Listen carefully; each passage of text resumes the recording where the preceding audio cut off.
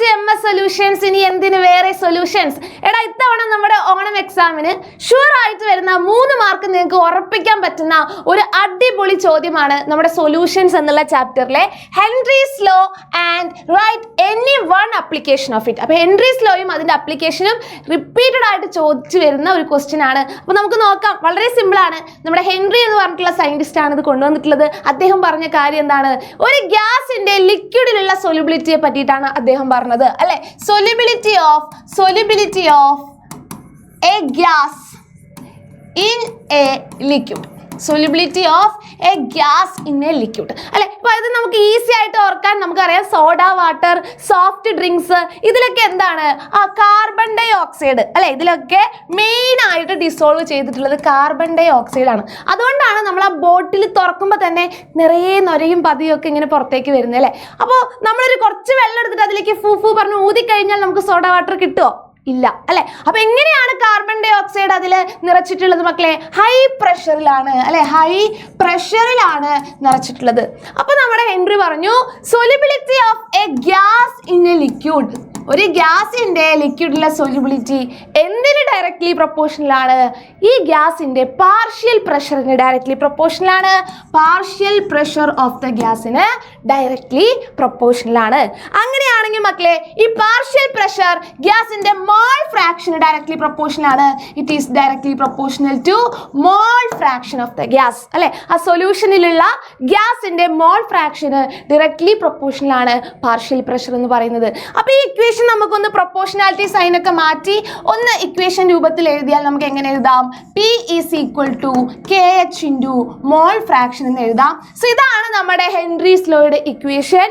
P is equal to KH into mole fraction. അപ്പൊ നിങ്ങൾ ചോദിക്കും KH എന്താണ്? KH എന്താണ്? KH എന്ന് പറഞ്ഞാൽ ഹെൻറീസ് കോൺസ്റ്റന്റ് ആണ്. Henry's constant. ആൻഡ് KHന്റെ വാല്യൂ ഡിപ്പെൻഡ് ചെയ്യുന്നത് എന്തിനാണ് മക്കളെ? നേച്ചർ, അല്ലെ? ഗ്യാസിന്റെ നേച്ചറിനെയാണ് ഡിപ്പെൻഡ് ചെയ്യുന്നത് കേട്ടോ. ഇതിന്റെ കൂടെ ഒരു പോയിന്റും കൂടെ ജസ്റ്റ് നോട്ട് ചെയ്ത് വെക്കുക. KH is inversely proportional to solubility. KH is inversely proportional to solubility ആണ് കേട്ടോ. KH കൂടുതലുള്ള ആൾക്ക് സൊല്യൂബിലിറ്റി കുറവായിരിക്കും. KH കൂടുതലുള്ള ആൾക്ക് സൊല്യൂബിലിറ്റി കുറവായിരിക്കും. ക്ലിയർ അല്ലേ? യെസ്. ഇനി ഹെൻറീസ് ലോയുടെ അപ്ലിക്കേഷൻ ചോദിച്ചു കഴിഞ്ഞാൽ നമുക്ക് കുറേ അപ്ലിക്കേഷൻസ് ഹെൻറീസ് ലോയ്ക്ക് പറയാനായിട്ട് പറ്റും. ഒന്ന് നമ്മുടെ ബെൻസ് എന്ന് പറഞ്ഞിട്ടുള്ള മെഡിക്കൽ കണ്ടീഷൻ ആണ്. ബെൻസ് എന്ന് പറഞ്ഞിട്ടുള്ള മെഡിക്കൽ കണ്ടീഷൻ നമുക്കറിയാം. സ്ക്യൂബ ഡൈവേഴ്സ് ഡീപ് സീ ഡൈവിങ്ങിന് പോകുമ്പോൾ അവരുടെ ആ ഒരു സിലിണ്ടറിൽ ഗ്യാസ് ഫില്ല് ചെയ്ത് കൊണ്ടുപോകുന്നുണ്ട്, അല്ലെ? നൈട്രജൻ, ഓക്സിജൻ ഒക്കെ പോലെയുള്ള ഗ്യാസ് ഫില്ല് ചെയ്ത് കൊണ്ടുപോകും. ആൻഡ് അണ്ടർ വാട്ടറിലേക്ക് എത്തുമ്പോൾ അവിടെ പ്രഷർ കൂടും. പ്രഷർ കൂടി കഴിഞ്ഞാൽ എന്ത് സംഭവിക്കൂടാ? ആ സൊല്യൂബിലിറ്റി കൂടും, അല്ലെ? ഗ്യാസിന്റെ ലിക്വിഡിലുള്ള സൊല്യൂബിലിറ്റി കൂടും. അതുകൊണ്ട് തന്നെ അവരുടെ ബ്ലഡിൽ നൈട്രജനും ഓക്സിജനും ഒക്കെ നന്നായിട്ട് ഡിസോൾവ് ചെയ്യും. പക്ഷെ അവർ മേലേക്ക് പൊന്തി വരുമ്പോഴോ പ്രഷർ കുറയും, അല്ലെ? പ്രഷർ കുറയും. പ്രഷർ കുറഞ്ഞാൽ ഈ ഡിസോൾവ് ചെയ്തിട്ടുള്ള ഗ്യാസ്, പ്രത്യേകിച്ച് നമ്മുടെ നൈട്രജൻ ഗ്യാസ് എന്ത് ചെയ്യും? ആ ബബിൾ ആയിട്ട് അവരുടെ ബ്ലഡ് വെസലിൽ ബബിൾ ആയിട്ട് ഫോം ചെയ്യും, അല്ലെ? സോ അത് ഭയങ്കര പെയിൻഫുൾ ആയിട്ടുള്ള ഡെത്ത് അടക്കം ഉണ്ടാക്കാൻ പറ്റുന്ന ഒരു കണ്ടീഷനാണ്. അതിനെയാണ് നമ്മൾ ബെൻസ് എന്ന് വിളിക്കുക. ആൻഡ് അടുത്ത ഒരു അപ്ലിക്കേഷൻ നമ്മൾ നേരത്തെ പറഞ്ഞത് തന്നെയാണ്. നമ്മുടെ സോഡ വാട്ടർ, സോഫ്റ്റ് ഡ്രിങ്ക്സ് ഒക്കെ എടുത്താൽ അതിൽ ഹൈ പ്രഷറിലാണ് ഗ്യാസിൻ്റെ ആ ഗ്യാസ് ഫില്ല് ചെയ്തിട്ടുള്ളത്, അല്ലെ? ഹൈ പ്രഷറിൽ ഫില്ല് ചെയ്ത് എന്തിനാ? നന്നായിട്ട് സൊല്യൂബിൾ ആവാൻ വേണ്ടിയിട്ടാണ്, സൊല്യൂബിലിറ്റി കൂട്ടാൻ വേണ്ടിയിട്ടാണ്. പിന്നെ അതേപോലെ അടുത്താണ് നമ്മുടെ പർവ്വതാരോഹകർ, അല്ലെ? ആ പർവ്വതാരോഹകർ എന്ത് ചെയ്യുന്നുണ്ട്? അവരിങ്ങനെ മേലേക്ക് പോകും തോറും എന്താ സംഭവിക്കുക?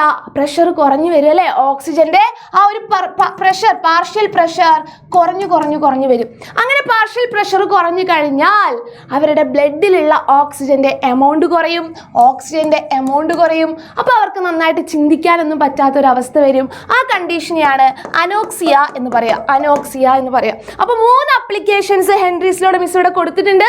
അതിൽ ഒരു അപ്ലിക്കേഷനെ നമ്മളോട് ചോദിച്ചിട്ടുള്ളൂ, അല്ലെ? അപ്പോൾ അടിപൊളിയായിട്ട് ഹെൻറീസ് ലോയുടെ അപ്ലിക്കേഷൻസും മനസ്സിലാക്കിയിട്ട് എക്സാമിന് പോവുക. അപ്പോൾ ഇതേപോലത്തെ വീഡിയോസുമായിട്ട് മിസ് വീണ്ടും വരാം. ഇത് നിങ്ങൾക്ക് യൂസ്ഫുൾ ആയി എന്ന് തോന്നുകയാണെങ്കിൽ ഒന്ന് ലൈക്ക് ചെയ്യുക, ഫ്രണ്ട്സിനും കൂടെ ഒന്ന് ഷെയർ ചെയ്യുക.